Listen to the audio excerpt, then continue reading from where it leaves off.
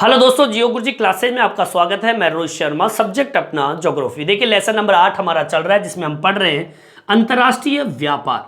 देखिए अंतर्राष्ट्रीय व्यापार सब जानते ही हैं। अंतर्राष्ट्रीय व्यापार होता है जब कोई देश दूसरे देश के साथ में कोई व्यापार करता है सीमा को पार करके, तो उसे हम कहते हैं अंतर्राष्ट्रीय व्यापार। अंतर्राष्ट्रीय व्यापार के अंदर आज का जो टॉपिक है वो है व्यापार संतुलन। देखिए व्यापार संतुलन किस चीज का प्रलेखन करता है, किस चीज को बताता है, तो मैं आपको बता दूं किस चीज के बारे में बता रहा है। व्यापार संतुलन मतलब ये कि एक देश जब अन्य देशों के साथ में कोई वस्तु खरीद रहा है या फिर बेच रहा है, मतलब कोई वस्तु हो सकती है या फिर कोई सेवा हो सकती है, मतलब एक देश के द्वारा अन्य देशों से या तो कोई वस्तु खरीदे या इसी प्रकार कोई वस्तु बेचे या सेवा बेचे, ऐसी मात्रा का जो प्रलेखन करता है, जो हमें बताता है, वो किसके अंतर्गत आता है? व्यापार संतुलन के अंतर्गत आता है। तो इसको हम एक्सप्लेन करेंगे भाई किस चीज का प्रलेखन करता है व्यापार संतुलन। तो सीधी सी सिंपल सी बात है, आयात और निर्यात, वस्तु का खरीदना और बेचना, सेवाओं का खरीदना या फिर बेचना, इन मात्रा का जो प्रलेखन करे वो व्यापार संतुलन के अंतर्गत आता है। लिखेंगे क्या? एक देश का अन्य देशों, ठीक है, एक देश जो है वो अन्य देशों से, एक देश का अन्य देशों से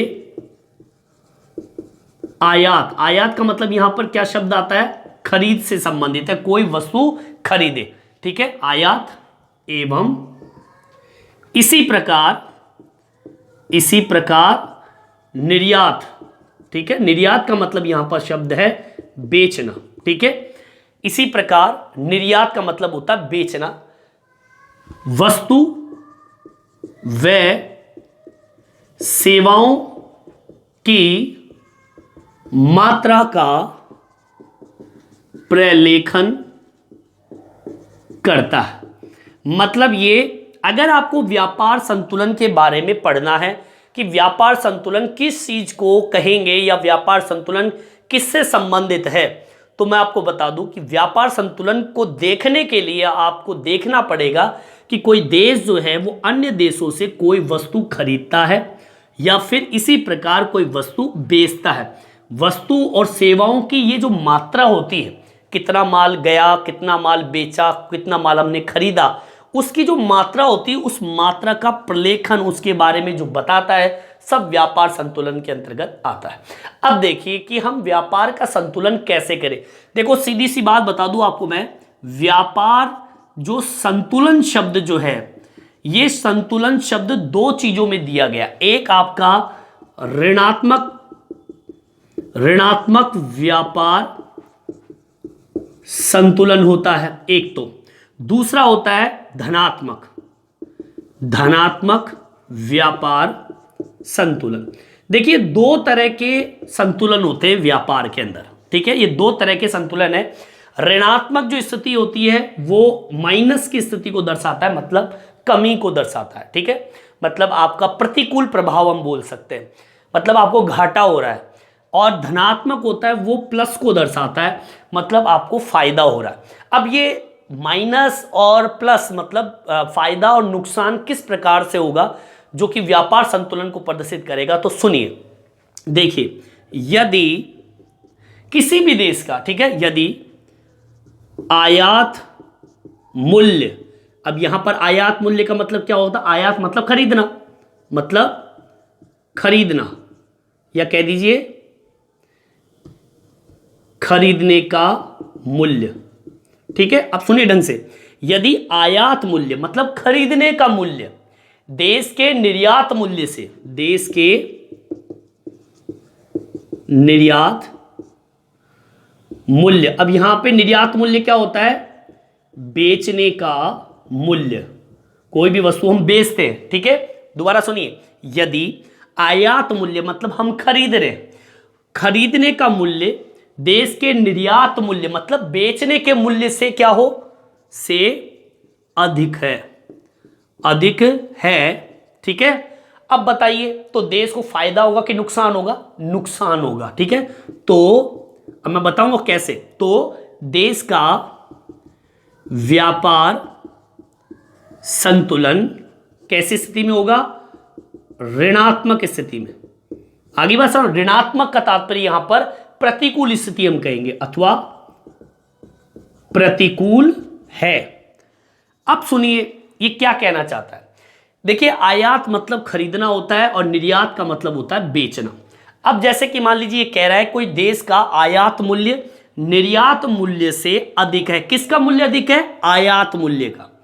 यदि आयात मूल्य की बात चल रही है यहां पर, आयात मूल्य मतलब आप कोई विदेश से देश से कोई माल जब खरीदते हो तो उसका मूल्य क्या बताया गया है? ज्यादा। भाई आप कोई दुकान पे गए और आपने मान लीजिए ज्यादा पैसे देकर कोई माल खरीदा तो भैया नुकसान ही तो होगा बेचने की तुलना में। अगर आपने आयात मूल्य मतलब खरीदने का मूल्य ज्यादा रखा और निर्यात मूल्य मतलब बेचने का मूल्य इससे कम है तो मतलब ये बेच रहे हो जब तो आपको मुनाफा कम हो रहा है, लेकिन आप जब खरीद रहे हो तो आपको ज्यादा पैसे खर्च करने पड़ रहे हैं। आगे बात समझ में, मतलब आयात मूल्य क्या हो गया? इसके अंदर आयात मूल्य आपको ज्यादा देना पड़ रहा है, मतलब आपको नुकसान है। अब आप कोई वस्तु बेचोगे तो आपको फायदा ही नहीं हो रहा। आगे बात समझ, मतलब ये हो गया कि यदि आयात मूल्य खरीद मूल्य देश के निर्यात मूल्य से अधिक है, मतलब खरीदने का मूल्य आप ज्यादा दे रहे हो। अभी कोई दुकान पे गए आप लोग और आपने पैसे दिए और कोई आपसे ठग लेता है। आप कोई टी शर्ट है 100 रुपए की टी शर्ट के 50 रुपए दे दिए, मतलब आप खरीद रहे हो, ठीक है, तो आपको नुकसान है। लेकिन उसी जगह अगर आप दुकानदार हो और कोई टी शर्ट आपको 50 रुपए में ली आपने होलसेल से, उसे 100 रुपए में बेच दिया तो बेनिफिट है। लेकिन यहां पर प्रतिकूल स्थिति है। ये बोल रहा है आयात मूल्य, दोबारा एक बार और रिपीट से लीजिए, यदि आयात मूल्य खरीद मूल्य जिसे हम बोलेंगे देश के निर्यात मूल्य से अधिक है तो देश का व्यापार कैसा होगा? ऋणात्मक, बेकार होगा, नुकसान होगा, प्रतिकूल स्थिति होगी। ठीक है, अब इसको हम प्लस में करते हैं, मतलब अब धनात्मक स्थिति की बात करेंगे। ये ऋणात्मक हो गया, धनात्मक की बात कर लेते हैं। अब देखिए इसका ठीक उल्टा कर लीजिए। क्या? यदि देश का आयात मूल्य निर्यात मूल्य, आयात का हो गया, अब बात करेंगे निर्यात मूल्य की। निर्यात मूल्य आयात मूल्य से ज्यादा हो तो व्यापार संतुलन कैसी स्थिति में होगा? धनात्मक, अर्थात अनुकूल स्थिति में होगा। आगे बात समझ में, मतलब ये हो गया कि अगर यदि आप कोई वस्तु बेच रहे हो, ठीक है, आप दुकानदार हो और आपने मान लीजिए ज्यादा पैसों में कोई वस्तु को बेच दिया, उसकी असल कीमत से 2 गुना रेट में उसे बेच दिया, मतलब निर्यात मूल्य आपका ज्यादा है। आयात मूल्य से आपने खरीदा कम पैसों में और बेच दिया ज्यादा पैसे में, तो भैया बेनिफिट ही होगा।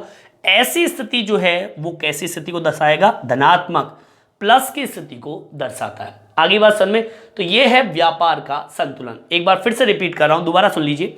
यदि आयात मूल्य मतलब खरीदने का मूल्य निर्यात मूल्य से ज्यादा है, मतलब आप ज्यादा पैसे देके माल खरीद रहे हो तो आपको नुकसान होगा, ऋणात्मक स्थिति होगी। निर्यात मूल्य अगर आपका बेचने की स्थिति कम है आयात से तो नुकसान है, और अगर निर्यात मूल्य बेचने का मूल्य आयात मूल्य से ज्यादा है, मतलब आप ज्यादा पैसे में बेच रहे हो, ठीक है, और आयात मूल्य घटने की स्थिति में, मतलब बेचने की स्थिति ज्यादा, आपने कोई भी माल बेचा ज्यादा पैसों में बेच रहे हो और आयात आप कम पैसे में कर रहे हो, बाहर से आपने कोई माल खरीदा कम पैसों में, बेनिफिट है, और बेच ज्यादा पैसे में रहे हो तो धनात्मक स्थिति, मतलब व्यापार की अच्छी अनुकूल स्थिति के अंतर्गत मानेंगे। ठीक है, तो इस तरीके से आज मैंने आपको बताया व्यापार संतुलन के बारे में। इस वीडियो में इतना ही। ये वीडियो आपको कैसा लगा कमेंट्स करके जरूर बताएं और मेरे चैनल को सब्सक्राइब जरूर से जरूर करें जिससे नए नए वीडियो आप तक पहुंचा सकूं। धन्यवाद।